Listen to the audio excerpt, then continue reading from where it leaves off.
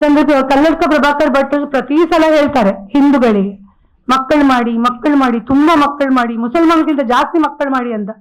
ಅವರು ಹೇಳಿಲ್ಲ ಮದುವೆ ಆದ ಮೇಲೆ ಮಕ್ಕಳು ಮಾಡಿ ಅಂತ ಹೇಳಿಲ್ಲ. ಕೃಷ್ಣರಾವ್ ಅವನದೇ ಒಂದು ಶಿಷ್ಯ ಅಲ್ಲ, ಅದನ್ನು ಅವನು ಪರಿಪಾಲನೆ ಮಾಡಿದ್ದಾನೆ. ಪರಿಪಾಲನೆ ಮಾಡಿ ಈಗ ಮಕ್ಕಳು ಮಾಡಿದ್ದಾನೆ. ಕಲ್ಲಡ್ಕದಲ್ಲಿ ನಾನು ಇನ್ನೊಂದು ಪ್ರೆಸ್ ಕರೆದು ನಿಮಗೆ ಟೈಮ್, ಡೇಟ್, ವೆನ್ಯೂ ಎಲ್ಲ ಹೇಳ್ತೇನೆ.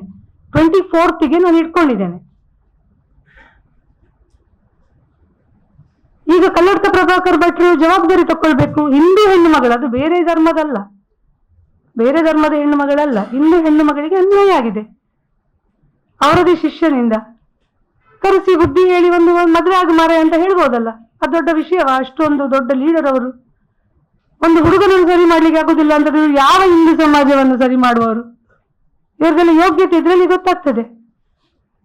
ಇವರು ಬರೇ ಭಾಷಣ ಹೇಳ್ಕೊಂಡು ಈ ಬ್ಯಾಕ್ವರ್ಡ್ ಹುಡುಗರೆಲ್ಲ ಇರ್ತಾರಲ್ಲ, ಅವರ ತಲೆ ಹಾಳು ಮಾಡಿಕೊಂಡು ಅವರನ್ನು ಜೈಲಿಗೆ ಕಳಿಸೋದು ಮಾತ್ರ ಕೆಲಸ. ಎಲೆಕ್ಷನ್ ಟೈಮಲ್ಲಿ ಅವರನ್ನು ಇವರು ಕೊಳ್ಳೋದು, ಇವರನ್ನು ಅವರು ಕೊಳ್ಳೋದು. ಈ ಪ್ರೆಸೆಂಟ್ ಕಮಿಷನರ್ ಬಂದ ಮೇಲೆ ಎಲ್ಲ ಸರಿಯಾಗಿದೆ. ಈಗ ಫಸ್ಟಿಗೆ ಲೀಡರ್ಸ್ಗಳನ್ನು ತೆಗೆದು ಒಳಗಾಕ್ಬೇಕು. ಈಗ ಅದನ್ನು ಮಾಡ್ತಾ ಇದ್ದಾರೆ ಅವರು. ಅವರ ಮೇಲೆ ಕೇಸ್ ಆಗ್ತಾ ಇದೆ, ಹಾಗಾಗಿ ಈಗ ಮುಚ್ಕೊಂಡಿದ್ದಾರೆ. ಈಗ ಕಲ್ಲಡ್ಕ ಪ್ರಭಾಕರ್ ಅವರ ಯೋಗ್ಯತೆ ಉಂಟು ಅಂತಾದ್ರೆ ಈ ಹುಡುಗಿ ಮತ್ತೆ ಹುಡುಗನಿಗೆ ಮದುವೆ ಮಾಡಿಸ್ಬೇಕು. ತಾಕತ್ತಿಲ್ಲ ಅಂತಾದ್ರೆ ಅವ್ರು ಯಾವ ಸೀಮೆ ಲೀಡರ್ ಅವರು?